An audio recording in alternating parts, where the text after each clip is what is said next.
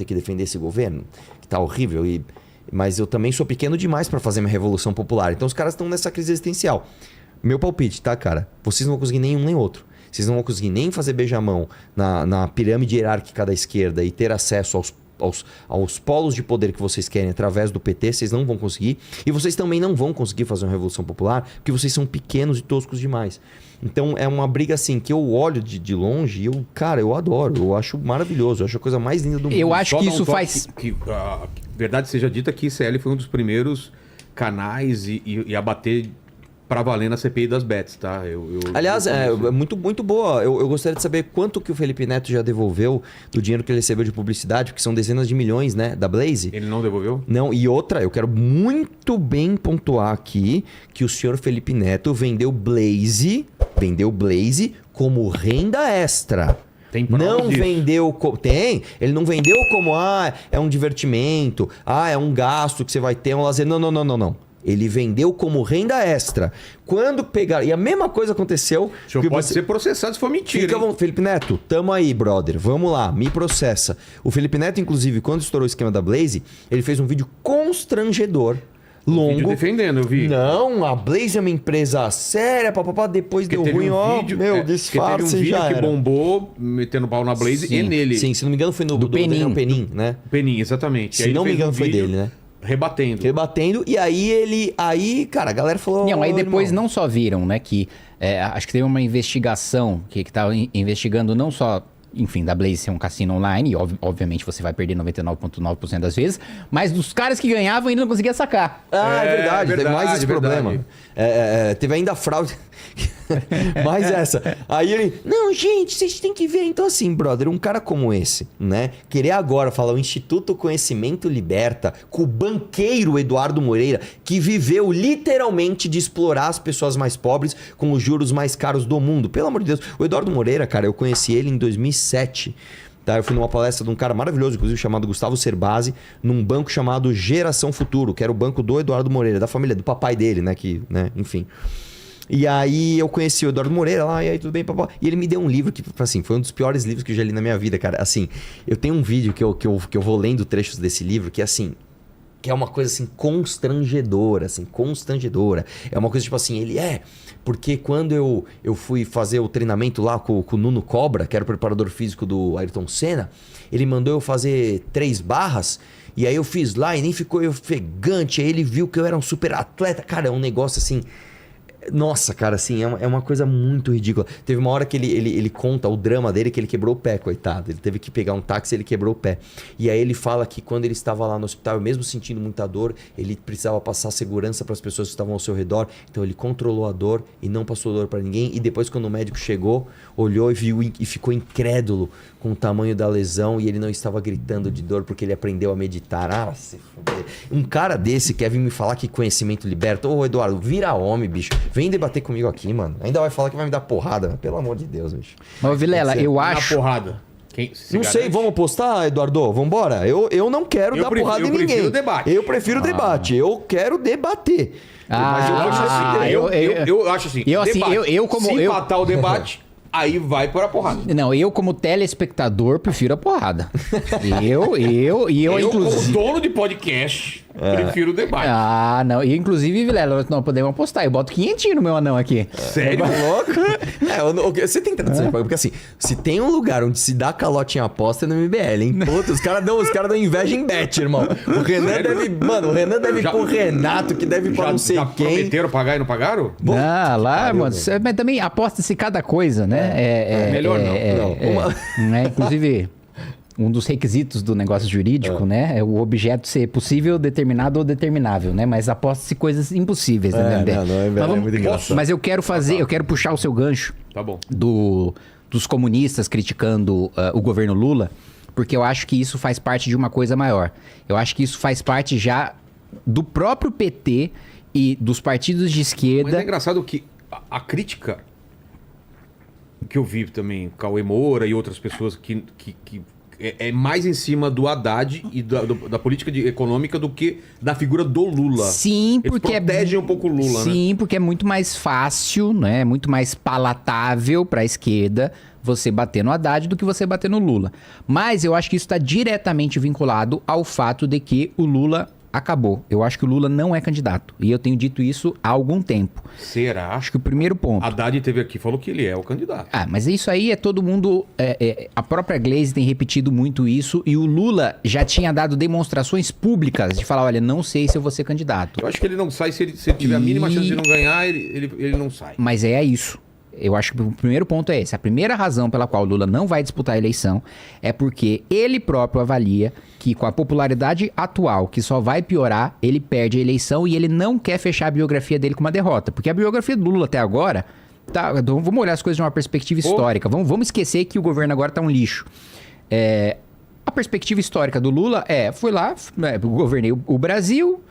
o Brasil cresceu... Tem uma taxa de aprovação absurda no primeiro governo. Não vão lembrar que a China estava crescendo 10% ao ano e se a gente tivesse um ornitorrinco presidindo o Brasil, a gente também estava crescendo por causa das commodities, né? Mas é verdade. Mas isso, é verdade. Pô, com a China crescendo 10% ao ano, pô, é até você, Ana. Não sou esse... Ah, beleza. Ornitorrinco, você. Cara, é o ornitorrinco aqui e eu aqui. Eu tô abaixo do ornitorrinco.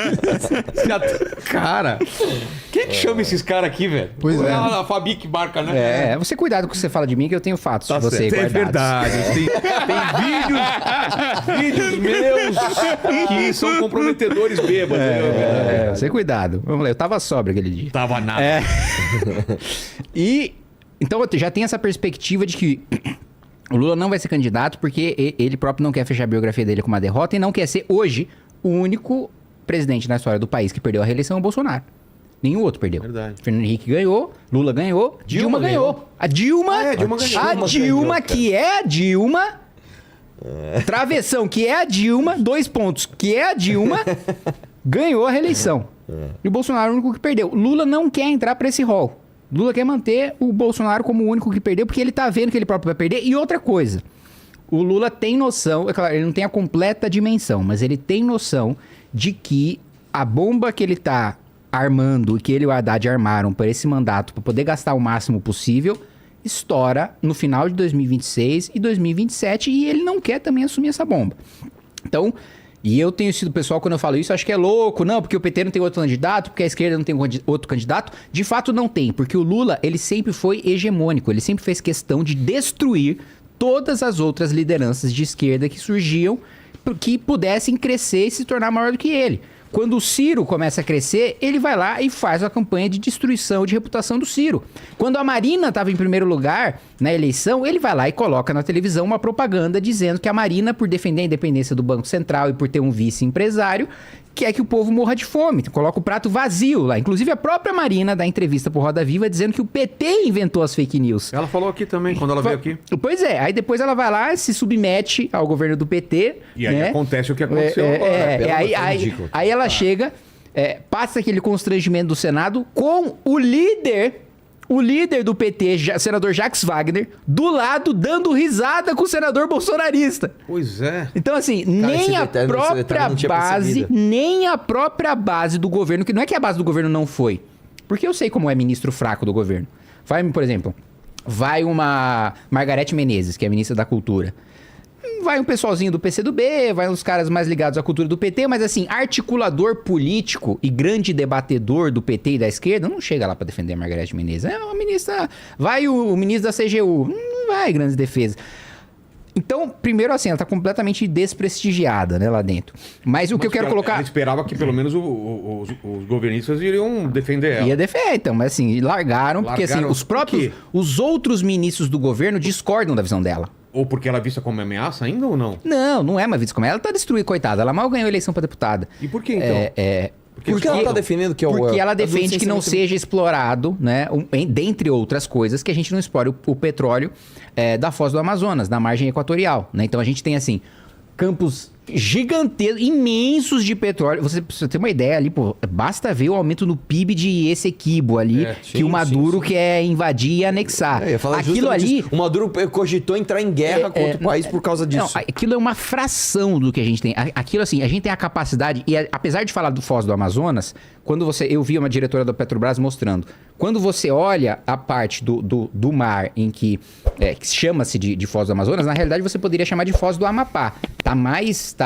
Tem muito mais território próximo do Amapá do que do Amazonas. E isso poderia, assim, transformar o Amapá, que hoje é um dos estados mais miseráveis do Brasil, numa potência só de royalty. E assim, não tô nem falando do Amapá explorar o petróleo, não. Só do Amapá receber a remuneração de parte do lucro daquele petróleo explorado. E a Marina não quer, né? Porque o pessoal faz copy na Arábia Saudita, né? Nos países da OPEP, do cartel do petróleo, e todo mundo acha lindo no meio ambiente, né? A China explora petróleo, carvão a dar com pau. Todo mundo acha lindo. Europa tem uma matriz mais suja do que a nossa e vem o Macron botar o dedo na nossa cara. Não, porque a Amazônia tem que ser internacionalizada pra gente preservar. Preservar o quê, meu filho? Vocês desmataram tudo na Europa. Quer botar o dedo na nossa cara? Quer botar o dedo na nossa cara aqui? Então paga. 85% de energia limpa é renovável. Maior parte da floresta é preservada. 95%. Em propriedade privada, a gente tem reservas legais em que o dono daquele terreno não pode tirar aquelas árvores de lá e a gente ainda tem unidade de conservação. O único país do mundo que tem ao mesmo tempo sistema de reserva legal e de unidade de conservação. E a gente tem que ouvir tipo, mas tudo isso para dizer, por que a Marina tá fraca? Ela não quer fazer essa exploração que pode dar muito dinheiro pro governo. Pra você ter uma ideia, liberar meia dúzia de campos agora daria 15 bilhões de reais em um ano. Pois é. Liberar, assim... Ia salvar o governo. Pouquinhos agora. Se a gente falar de mais, a gente tá falando de muito mais. E, ao mesmo tempo, tem... eu não vou entrar muito em detalhe nisso, porque isso é chato e vai baixar muito a audiência. Mas tem um projeto de licenciamento ambiental que ela é a única ministra do governo que é contra, né? Que eu relatei na Câmara e que os outros ministros da Agricultura, ministro da Infraestrutura, Porto, Aeroporto, Transporte, todo mundo é a favor e só a Marina é contra. Então, ela tá isolada. Mas, voltando no meu raciocínio, do Lula não ser candidato e não ter alternativa. Ele sempre fez questão de destruir todas as outras pessoas que pudessem passar. E ele só apoiou gente que ele sabe que sozinho não vai pra lugar nenhum. Dilma e Haddad. Gente que não tem brilho próprio, não tem trajetória política própria e não tem a capacidade de articulação, de comunicação para crescer e superar ele. É gente sem sal, que só vence a eleição com a bênção dele. Então, agora que o Lula não vai mais conseguir disputar a eleição, vai ser uma guerra, já está sendo uma guerra dentro do PT e fora do PT, os outros partidos também estão sentindo cheiro de sangue. O PDT do Lupe, do Ministério da Previdência, saiu da base do governo. E é um partido de esquerda. É um partido que eu converso com o deputado do PDT e ele fala, olha, a gente é independente, mas veja, 90% dos projetos do governo a gente tem que votar porque a nossa base acredita nesses projetos de esquerda. Então, assim... Pra você ver, o nível de desgaste é tão grande que mesmo o cara tendo que votar 90%, ele não se declara governo só para não se declarar governo, né? Perdendo os cargos e as emendas que ser governo garante. Então as pessoas já estão sentindo o cheiro de sangue da morte política do Lula. Esses vários, né? Os comunistas querendo criticar agora, falar de neoliberal e tal. Entra pra mim... Primeiro, nessa corrida que vai abrir para ver quem que vai herdar dividendos políticos do Lula, né? Que eu acho que vai ser... Ninguém vai herdar sozinho, vai ser dividido o espólio do Lula ali entre quem conseguir sair na frente. Aí o Haddad quer, o Camilo quer, o Boulos quer, todo mundo vai sair disputando. E um outro ponto, a parte dos comunistas, né, chamarem o Haddad de neoliberal, na minha avaliação, já faz parte da construção do pós-Lula de dizer o seguinte, nós nunca tivemos esquerda no poder. Ah, foi um lixo o governo? Teve crise econômica, a segurança foi uma porcaria, mas é porque não era esquerda de verdade, gente. É o mesmo discurso que a gente escuta sobre socialismo ou comunismo. Não, gente, nunca teve comunismo de verdade. A União Soviética não era comunista, a Coreia do Norte não é comunista, Cuba não é socialista. Várias vezes, a gente nunca teve nunca teve comunismo, nunca teve esquerda de verdade. Eles falaram, tá vendo? Foi um lixo porque cedeu pro mercado, porque é neoliberal, porque, tá vendo? Nomeou ali pro Banco Central o Galípolo, aí o Galípolo continua com a taxa de juros alta. Então eles já estão construindo o discurso para dizer, olha, nós nunca tivemos esquerda no país, nos dê a chance que a gente é esquerda de verdade. E a gente já viu esse filme várias vezes, assume uma esquerda mais radical que quebra o país mais ainda. Ou ocupa, ainda que não chegue ao poder, ocupa cadeiras para causar um estrago gigante. Falei da Grécia aqui mais cedo, que quebrou a Previdência, teve uma hiperascensão do Syriza, que é um partido de extrema esquerda. Na Espanha também teve quebradeira, teve a ascensão do Podemos, na época também, que é um partido mais à esquerda do que o Partido Tradicional de Esquerda da Espanha. Então, há uma tendência, né? Bom, teve uma quebra da esquerda tradicional, né? Com as suas concessões políticas, com as dificuldades da vida real de estar no poder, vem uma esquerda mais radical para tentar ganhar espaço. Pois é. E a declaração do Lula, Deus deixou o sertão sem água para ser presidente. O que vocês acham? Irmão, o Lula pode falar o que ele quiser. O Lula pode agradecer o Covid. Você lembra que o Lula agradeceu o Covid? Falou, ainda bem que teve o Covid. O Lula pode falar que a procuradora... quem que era mesmo que acordou com 5 caras da Polícia Federal? Era Clara Ante, fundadora do PT. Então. Ela acordou, tinham 5 homens da Polícia Federal no quarto dela, ela acordou feliz. Ele pode falar isso. Um sonho. Ele pode falar que ele colocou a Gleisi Hoffmann como a pessoa responsável por negociar com o Congresso, porque ela era uma mulher bonita e os homens iam se interessar mais por ela. Ele pode falar tudo, cara. Ele pode falar tudo. Ele pode falar, Deus deixou vocês 179 anos na seca para que eu fosse presidente. E a galera, ê, Lula, é isso aí, meu. É da hora, mano.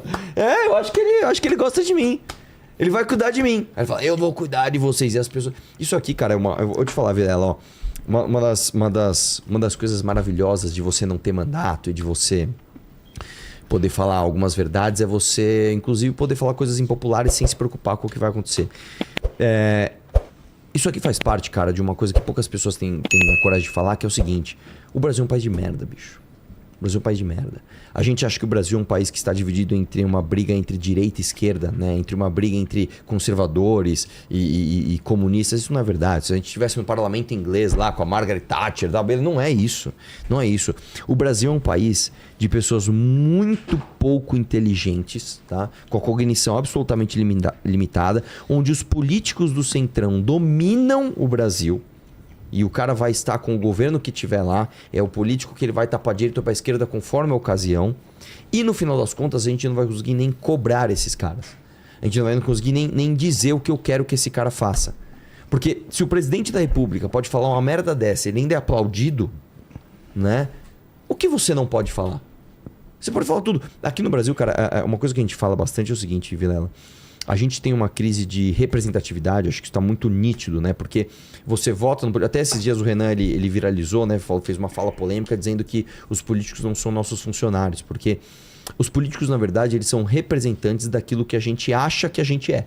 Então, se eu acho que o Kim pensa como eu vou colocar o Kim lá porque eu vou delegar a ele a profissionalização da tomada de decisão que eu não tenho tempo para tomar, porque eu sou padeiro, porque eu sou pedreiro, porque eu sou engenheiro, porque eu sou médico, não importa. Eu vou pôr um cara que pensa como eu penso lá.